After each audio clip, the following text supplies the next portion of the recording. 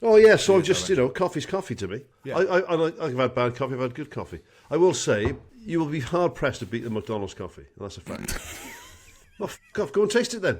I think it's the best coffee, McDonald's coffee. You f***ing snobs. No, it's good coffee. It's such a funny thing to say. But why wouldn't it be good? They're one of the biggest companies in the world. Of course it's good. Exactly. So they're cutting corners. No, not they're cutting corners. It's not the corners. best burger, is it? It's not the best chips. If you've got a coffee company... It's not the best lettuce, it's not the best gherkin. If you've got a coffee company, do you think you're trying to give McDonald's shittest coffee? No, you want their business. You give them the good stuff. No, you don't.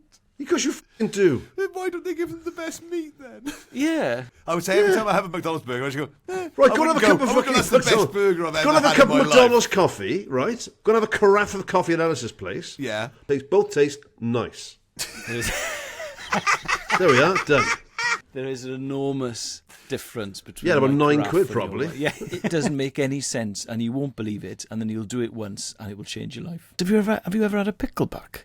I don't know what that is, but it sounds filthy. It's a double whiskey and then a double shot of pickle juice, which should be vinegary, absolutely disgusting. But the way the two tastes combine with each other and interact with each other, it's somehow incredible. So really, you have the double whiskey, like because necking a double whiskey is always horrible. I don't care what anyone says. No. Then you neck the pickle juice, which would be disgusting on its own, because you've got the taste of whiskey in your mouth. It sort of neutralises and it completely cleanses your palate, and then you just feel great. Honestly, really? I didn't believe it, and everyone else was drinking them.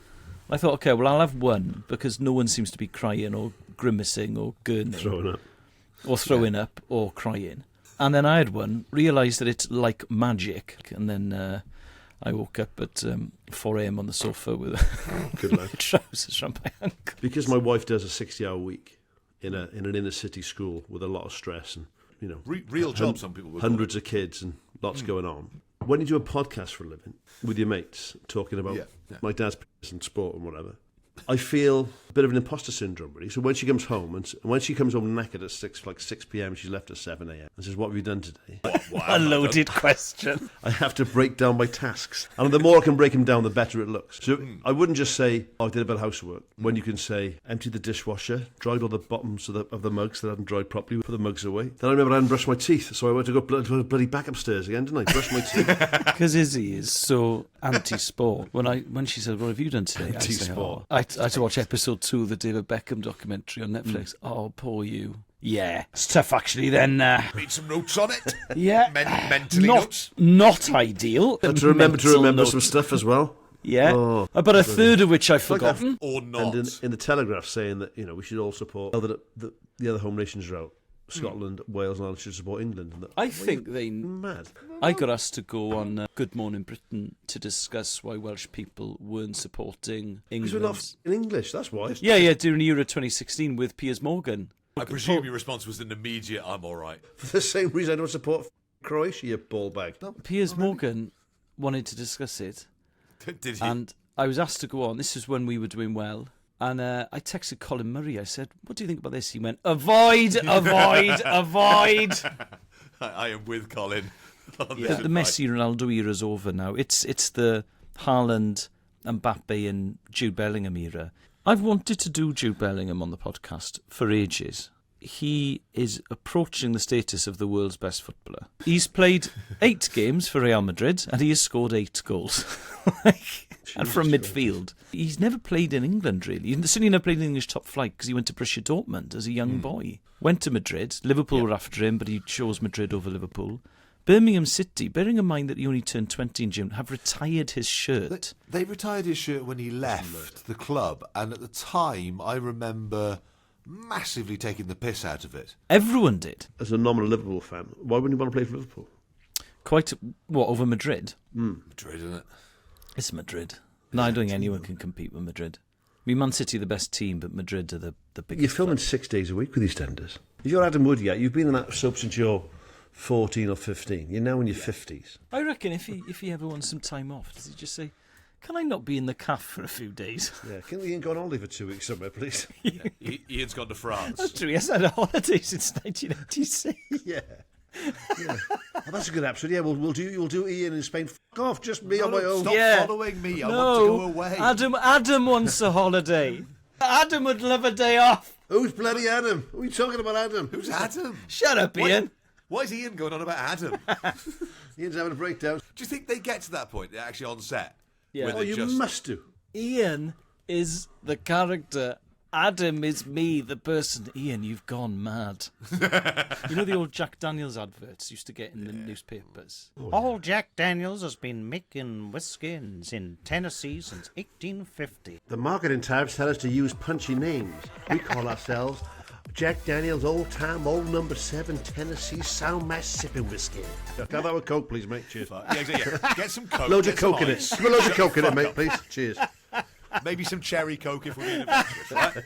Chuck a lot of Coke in there, mate, will you? I Yeah, can taste the 'cause whiskey in it. I've had 8 pints, so I'm going to move on to this now. Yeah. I'm trying to. Hey, keep, my man, give me a couple of shots of Tennessee Old Time Old Number 7 Jack Daniels Sound Mash Sipping Whiskey and Coke, please. Whatever it takes to taste away, mate. Yeah, take the edge off it, please. Actually, Keep the alcohol. what? You've run out of Coke? All right then, give it to me. I'll neck it and then I'll have a wicked. But for God's sake, I don't want to taste a bloody whiskey. I'm not mad. Fine, well, give me 2 bottles of Sour's End instead. Madry, my body is completely in tune with Built Madry. for Madry. I've got no interest in craft beer at all. Say I'm meeting friends and they're already in the place and they've chosen the place. But if when I walk in I realise it's a craft beer place, my heart sinks. Yeah, Local yeah. breweries and stuff. Yeah. And I just thought, Nothing worse than local produce, is there? I want no, some I want homogenised. my, Tell you what the I want my supreme coffee irony is. beans from Panama and I want my beer from Spain. People who are into their craft ale, if you did a blind taste test for just a regular punter and lined up 15 IPAs, they'd say that tastes like IPA. Because they all taste the fucking same. And I bought a bottle but of beer yes. there once, a pint bottle, it was £8. And the bloke was like, do you want to taste it first? I said, no, just pour it, just give me the bottle, it's fine. Taste my beer, I don't know what beer tastes like. But people ask for a fucking, oh, can I have a little taste of I that? know what beer tastes like, thanks, mate. No, I've done that because, Why? especially if Because it's I an wanna taste ale, it. I really like it, but I Buy it love then. some ales and I find some ales undrinkable. So if I'm Well, this chancing my arm, I want to know if what I- it is. I've just drunk a coffee so strong, it has sucked all of the liquid out of my body. I've Good. got to go and get a glass of water. Okay. Well, I'll sing some Labby Sifri while you're gone. Something in. Oh my god. I tend to use about 15 grams of beans, but I'm an addict. I'm always pushing it. I'm always looking for another gram. I've gone too far now. I've gone too far. Nescafe changed their blend a while back. What, to Don't silver? insult me, Mike. I don't know if they changed where the beans came It's from like, or how they made them. it's like talking about colouring into Leonardo da Vinci. Come on. But then I bought the connoisseur's choice, Kenko. You're going to make Alice ill. But what I'd done is I put the Nescafe back into an empty jar of Kenko. I thought, oh, Kelly's bought another jar of Kenko. Tipped it into the coffee thing. Suddenly, I've got Kenko and Nescafe Gold mixed up, haven't I? It's only lovely. Is it? So cheers, everyone.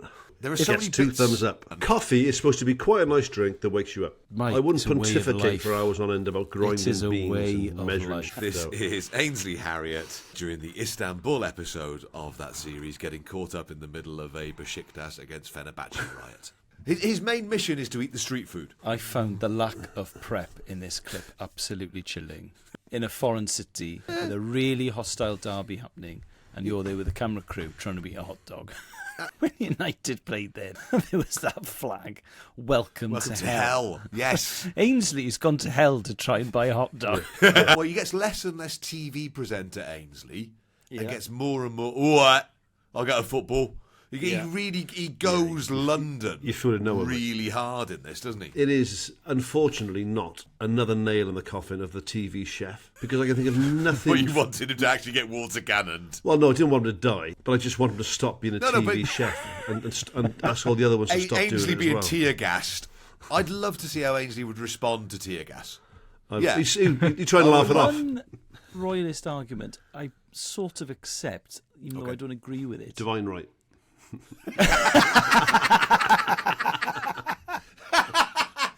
And that's a line of the sand for Al. Yeah. And royalists are a strange bunch. Yeah, each to their own. Right? I've got royalist mates, but I mean, they say that Palace doesn't belong to them, mate. Belongs to the country. No, it doesn't. I can't walk in there. I can't go upstairs for it. It's in Buckingham Palace. It doesn't feel like it belongs to me. When I walk past it, I never think that's my gaff. All right, lads. I'm having a weekend here with the boys. Is that all right? Imagine rocking up a stag night at Buckingham Palace. Brings in What the is it? This is tourists. they always bring in the old I know, tourism. that's thing. what I was doing. Winds the piss out of me. I thought, mate, you want to bring the tourists into Buckingham Palace?